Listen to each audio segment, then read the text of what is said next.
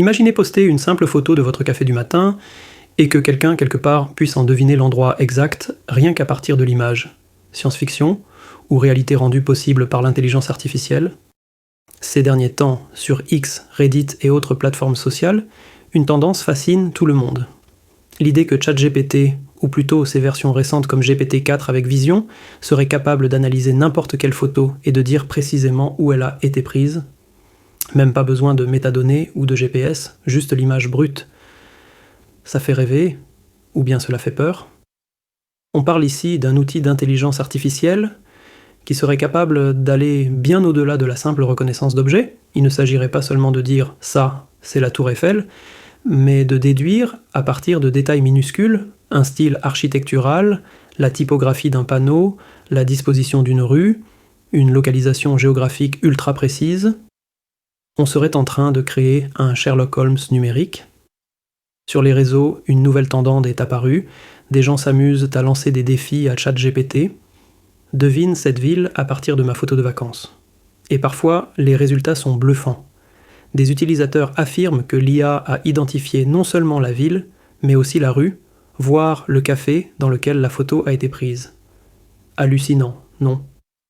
Mais tout ça, c'est la version virale, le côté magie de l'IA qu'on adore partager. Alors j'ai voulu tester par moi-même.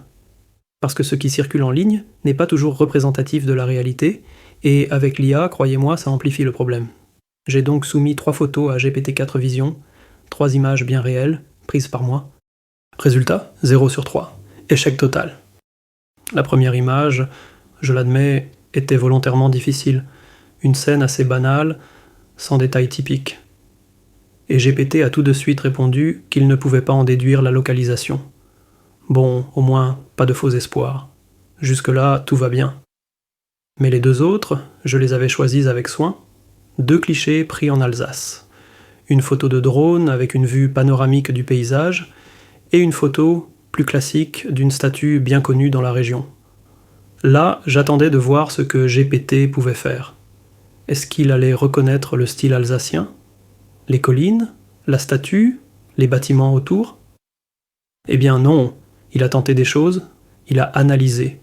Il a fait des suppositions sur les paysages, les éléments visuels, mais aucune identification précise. Il n'a pas pu localiser ni la ville, ni même la région, et franchement, ça en dit long. Ce décalage entre ce que certains racontent en ligne et ce que j'ai observé est assez révélateur. L'outil est impressionnant, oui ok, mais on est encore loin d'un système capable de localiser toutes les images avec précision. Il semble que certaines photos très typées ou très connues peuvent effectivement être reconnues. Mais pour des images plus ordinaires, plus subtiles, ou prises hors des sentiers battus, c'est une autre histoire. Et heureusement, diront certains. Parce que si cette technologie devenait vraiment fiable, les implications seraient énormes. Imaginez, vous postez innocemment une photo sur Instagram, sans aucune info de localisation, et quelqu'un l'analyse avec une IA pour savoir où vous êtes, en temps réel. Bonjour la question de la vie privée. C'est là qu'on touche à la limite entre prouesse technologique et menace pour la vie privée. OpenAI affirme avoir mis en place des garde-fous, notamment pour éviter l'identification de personnes ou de lieux sensibles, mais ces garde-fous, qui les testent, qui les vérifient, et jusqu'où peuvent-ils tenir si la pression technologique continue de grimper? En fin de compte, cette histoire de géolocalisation par image illustre parfaitement le dilemme actuel autour de l'IA. On est à la croisée des chemins entre utilité et dérive. Le potentiel est indéniable. Imaginez les applications pour l'histoire, l'archéologie, le journalisme de terrain, mais les risques, eux, sont bien réels. Pour le moment, la techno semble limitée, ou du moins bridée. Mais pour combien de temps? Et c'est là que je vous invite à réfléchir. Pas seulement sur la capacité technique de l'IA, mais sur la direction qu'on prend. Est-ce qu'on veut vraiment une IA capable de tout voir, tout comprendre et tout localiser? Ou est-ce qu'il est encore temps de poser des limites, de construire des outils utiles sans franchir certaines lignes rouges? Avec mon podcast, je n'ai pas la prétention de pouvoir répondre à ces questions, mais mon cœur balance entre avancées technologiques et des barrières mises en place contre les possibles dérives que les IA pourraient amener. Voilà, c'est la fin de cet épisode du podcast de Phil. Si cette réflexion vous a fait cogiter, si vous avez appris quelque chose, ou simplement envie de continuer à explorer avec moi les dérives et les promesses de notre monde numérique, alors pensez à liker cet épisode, cela m'aide énormément à le faire connaître.